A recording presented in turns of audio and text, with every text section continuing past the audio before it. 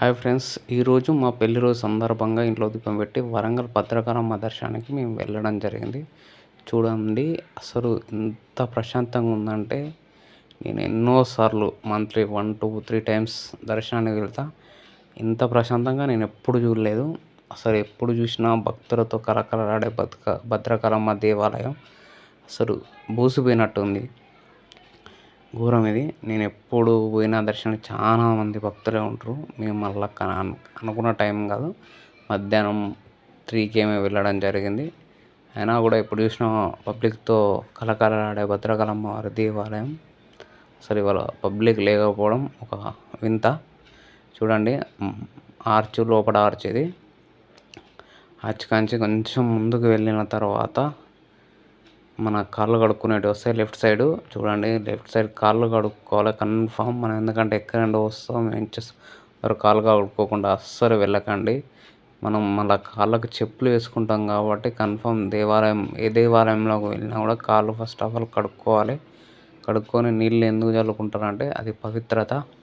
మనం స్నానం చేసినంత బరాబర్ నీళ్ళు చల్లుకుంటే పక్కనే కాళ్ళు కడుక్కున్న దాని పక్కకే మనకు కృష్ణుడు ఉంటారు. కృష్ణుని దర్శించుకొని మేము 3 ప్రదక్షిణలు చేయడం జరిగింది. ఆవుకు ఏమన్నా పెడదామంటే పొద్దున సాయంత్రం పోయినప్పుడు అవి గడ్డి అమ్మేది 5 రూపీస్కు. ఇప్పుడు ఎవరు లేరు. అది మనం అంటే గడ్డి పట్టుకపోలేం కదా, మన దగ్గర కూడా ఏం లేదు. అందుకే క్షమించయ్యా శివయ్య అంటూ మేము ముందుకు సాగిపోవడం జరిగినది. ఇట్లనే ఎంట్రన్స్ స్ట్రైట్గా నడుచుకుంటూ వెళ్తే అక్కడ మనకు మహాగణపతి. ఫస్ట్ ఆఫ్ ఆల్ ఏ దేవాలయంలో వెళ్ళగానే గణేశ్వరరావు పడతాడు. ఇక్కడ కూడా సేమ్.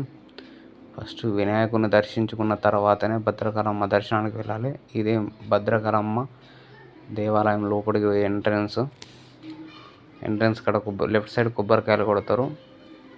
మేమేందంటే మీరు ఇక్కడ గమనించాల్సిన విషయం ఏంటంటే ప్రతి దేవాలయంలో దేవుడు తూర్పు వైపు ముఖం ఉంటుంది. ఒక భద్రకాళమ్మ వారి ఫేస్ ఒకటి పడమర దిక్కు ఉంటుంది. చూడండి, ఇది అస్సలు అర్థం కాని విషయం. ప్రతి దేవాలయంలో ప్రతి దేవుని తూర్పు, ఉత్తరం, దక్షిణం ముఖ ద్వారాలు ఉంటాయి. ఓన్లీ భద్రకాళమ్మ వారిది ఒకటే పడమర వైపు ఉంటుంది. అసలు ఇది ఎంత ఆలోచించినా ఊహకు అందదు. అంటే ఆ రోజులల్లో అమ్మవారు ఎలా వెలిసిందన్న ఎలా ఉందో కానీ తెలియదు. ఇది అసలు చెప్పుకోలేము. మేము ఎప్పుడు పోయినా రద్దీ ఉండడం వల్ల తొందర దర్శనం చేసుకొని వెళ్ళిపోయేది. కానీ ఈరోజు పబ్లిక్ లేకపోవడం వల్ల 5 ప్రదక్షిణలు చేయడం జరిగింది. చాలా రోజుల తర్వాత 5 ప్రదక్షిణలు చేయడం జరిగినది.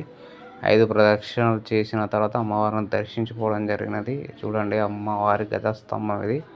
అమ్మవారి గజస్తంభం కాంచి అమ్మవారు డైరెక్ట్ అవపడతారు. గజస్తంభం కాంచి మనం లోపలికి పోనవసరం లేదు. కానీ అమ్మవారి దర్శనం ఖచ్చితంగా చేసుకోవాలి. అమ్మవారి దివ్య ఆశీస్సులు తీసుకోవాలి. చూడండి, అమ్మవారు ఎంతైనా అమ్మవారి ఫేస్ తీయడం నాకు ఇష్టం లేదు. అయినా కానీ మీకోసం అమ్మవారిని ఫేస్ నా కెమెరాలో బంధించడం జరిగినది. ఎందుకంటే దేవాలయాల్లో ఉన్న మూల స్తంభాలను వీడియోలు, ఫోటోలు తీయకూడదు. తీస్తే మంచి కావచ్చు, చెడు కావచ్చు, దాన్ని మెయిన్ రీజన్. కానీ మీకోసం చూపెట్టడం కోసం నేను మీకోసం తీయడం జరిగినది. ఓకేనా ఫ్రెండ్స్, ఎన్నైనా ఏ గుళ్ళో పోయినా కాసేపు అన్నా కూర్చోవాలి. కూర్చుంటేనే నాకు బుధవారం అయ్యప్ప స్పెషల్. కానీ అయ్యప్ప గుడికి లేట్ కావడం వల్ల నాకు కొంచెం హెల్త్ ప్రాబ్లం వల్ల తొందరగా గుడికి వెళ్ళకూడదు. కానీ అదే భద్రకాళమ్మ గుడిలో ఫస్ట్ టైం నేను అయ్యప్ప విగ్రహం చూడడం జరిగినది. అది నాకు సంతోషకరమైన విషయం. ఫస్ట్ ఆఫ్ ఆల్ చూడండి, శివుని దర్శించుకున్నాం. నవగ్రహాలను దర్శించుకున్న తర్వాత బయటికి రావడం జరిగినది. బయటకు వచ్చిన తర్వాత చూడండి, అస్సలు పబ్లిక్ చాలా వరకు తక్కువ. ఇది అద్దాల మేడ అంటారు. స్పెషల్ మొత్తం అద్దాలతో నిండిపోయి ఉంటుంది. ఇక చూడండి, అసలు పబ్లికే లేరు. నేను లడ్లు తీసుకున్నాను. అది లడ్డూలా కౌంటరు. లడ్డూలు తీసుకుందామని అడిగిన లడ్లు లేవు. ఓన్లీ పులిహోర ఉందంటే పులిహోర. ఎందుకంటే దేవుని ప్రసాదం ఏదైనా మహాభాగ్యం. అందుకే పులిహోర తీసుకోవడం. చూడండి, మనం బయటికి మళ్ళీ రాగానే పక్కకి సాయిబాబా దేవాలయం ఉంటుంది.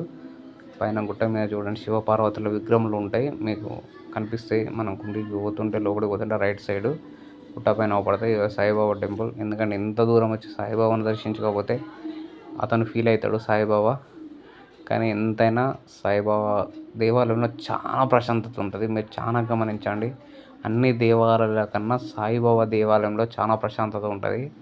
ఎందుకంటే అది చెప్పలేను నేను కూడా ఇప్పటివరకు నాకు అర్థం కాలేదు. నేను ఎన్నో సాయిబాబా టెంపుల్లోకి పోయినా కానీ అందులోకి పోగానే ప్రశాంతత అంటే సాయిబాబా దేవాలయం అనిపిస్తుంది. ఓకేనా ఫ్రెండ్స్, బాయ్. మీరు కూడా భద్రకాళమ్మ విజిట్ చేస్తే